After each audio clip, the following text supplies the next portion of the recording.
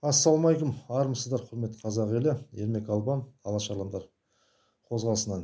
Мына енді бүгін көтерейін деп отқан мәселе, мына Ұйғыр ауданын алсақ, мына Алматы облысында 1934 жылдан бастап осы Алматы облысында Ұйғыр атауымен бір аудан бар.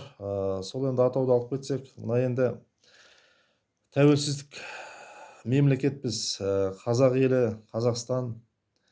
Біздің енді қазақтың жері кең байтақ. 130-дан астам ұлт тұрады бізде. Енді әрқайсы ұлт өзі үй үстінен үй құрып,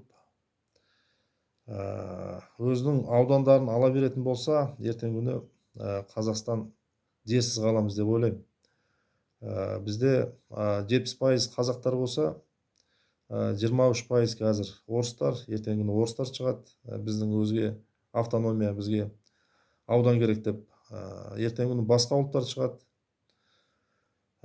Соны енді үкімет басындағы отырған ағаларымызға өтініш айтарымыз, енді 30 жыл бойы осы тәуелсіздік алғалы бері көптеген ағаларымыз, көптеген қозғалыстың адамдары осы мәселені көтеріп келе жатыр.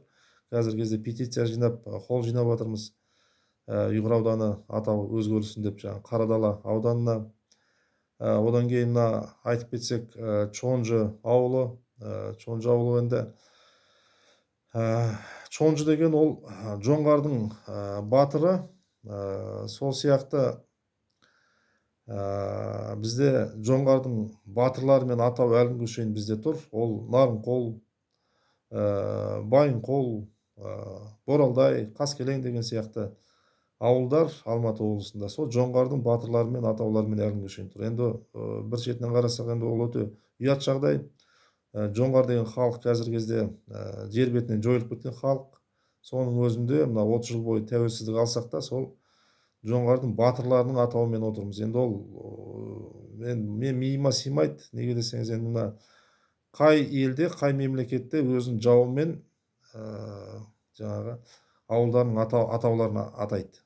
Енді мына Ресейді мен салыстыратын болсақ, Наполеон Бонапарт, Гитлер деген сияқты Ресейде деревнялар жоқ қой енді.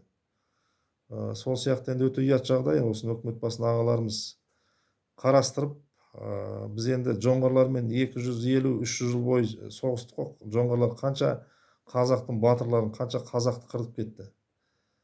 Сол енді сол атауларын ауыстырсақ, сол сияқты мына Петропавл, Павлодар дейміз қалалары. Қазіргі кезде өздеріңіз көріп отырсыздар, орыстар ашығынан ашық политиктерді айтып жатыр. Северный Казахстан біздікі болған, біздің жеріміз, сендер арендада отырсыңдар, біздің жерімізді босатыңыздар деген сияқты көптеген сөздер естіп жатырмыз. Сол үшін ертеңгі күні сондай сөздер болмас үшін осы атауларды өкімет басынан сұрайтынымыз, халықтың талабы деп білсеңіздер де болады, осы атауларды ауыстырумен айланссаңыздар. Рахмет.